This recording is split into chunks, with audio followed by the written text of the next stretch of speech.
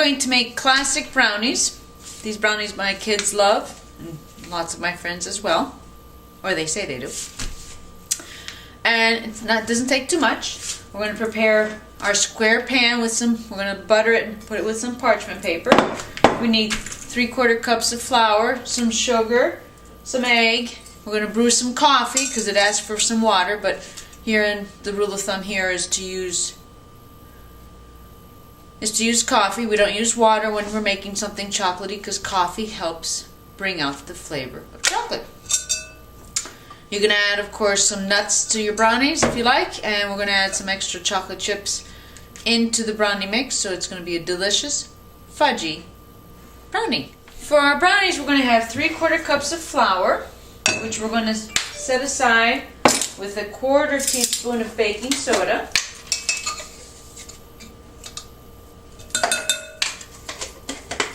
So this we're going to set aside.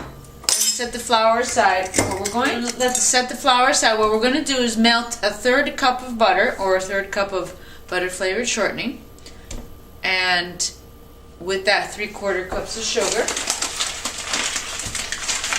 So 3/4 cups of sugar and 1/3 cup of butter. We're going to heat over the stove. It asks for 2 tablespoons of water, but here we use coffee because coffee brings out the flavor of chocolate. If you're thinking it's going to have a coffee flavor, you're mistaken. So here we are melting 1/3 cup of butter or butter flavored shortening and we're going to add 2 tablespoons of coffee. So we add 2 tablespoons of coffee, which will enrich the flavor of the chocolate. The brownies also ask for some vanilla extract, which, again, if you have looked at my other videos, I do tend to use more of the liqueurs to bring out the richness and flavor of what I'm making. If it's an almond cake, almond liqueur. If it's chocolate, I sometimes use chocolate liqueurs. There's many of them. I still do use my vanilla extract, and I also use the coffee liqueur itself, which makes a nice flavor for the chocolate. So we're going to bring the sugar, the butter, the water or coffee to a boil until the sugar dissolves. Once the sugar has dissolved and has come to a boil, we're going to add the chocolate to it, melt it down. And then we're going to add a teaspoon of vanilla extract or your coffee liqueur. So you're going to heat up the butter, the water, and the sugar till it boils.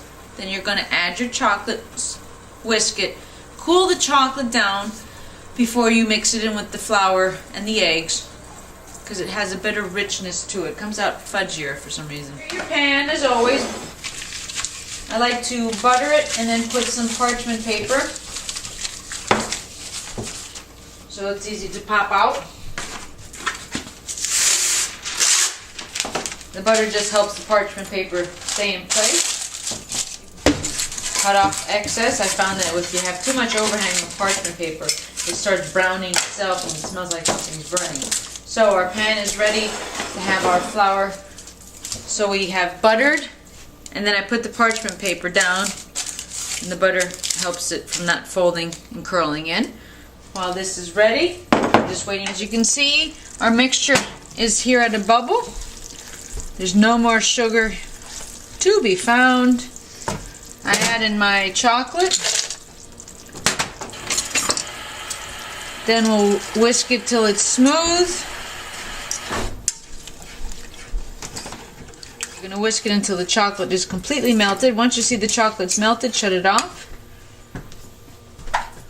Add a teaspoon of your favorite coffee liqueur or a teaspoon of vanilla extract. No worries if it goes over. Whisk it some more. Let it cool down before you add your eggs, because then you don't want them to be cooked. Cool down, as you see. And it works out to your advantage for it to be cool. Crack an egg. Whisk it in there. Now remember, you can add besides adding another cup of chocolate chips, because you use 1 cup to melt with and the other cup is to add, you can add some of your favorite nuts like pecans or walnuts. There we go. Fold it into the 3/4 cups of flour. That has a 1/4 teaspoon of baking soda. Put it into our prepared pan. Our oven has been heating at 325, and you're going to bake it 30 to 35 minutes until the toothpick comes out clean. Make sure all your dry ingredients are well incorporated.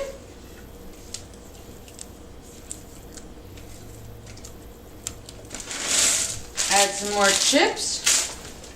Again, if you like some nuts in there, you can incorporate that as well. Anything goes well with chocolate. Here we go.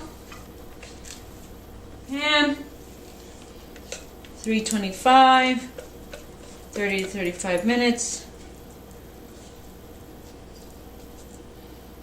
Heavenly goodness. I know our lives are busy, but there's no need to fill your body with chemicals and buying your boxed brownies when you can easily see that this did not take any more longer than a boxed brownie mix.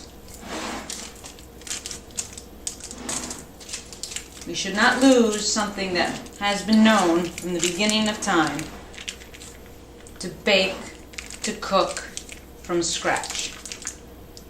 It'll benefit you in the long run, and the flavors are so much different. Don't forget, everything you buy on the shelves has to have some type of preservative, not the natural stuff. There's your batter. Bake it and enjoy delicious chocolatey brownies. Buon provecho! Well, there you have it. Gorgeous, crusty, because we like the edges to be a little bit drier than some people. Who knows, but we like the edges. Brownies. I hope you enjoy making your own brownies. Buon provecho! Enjoy!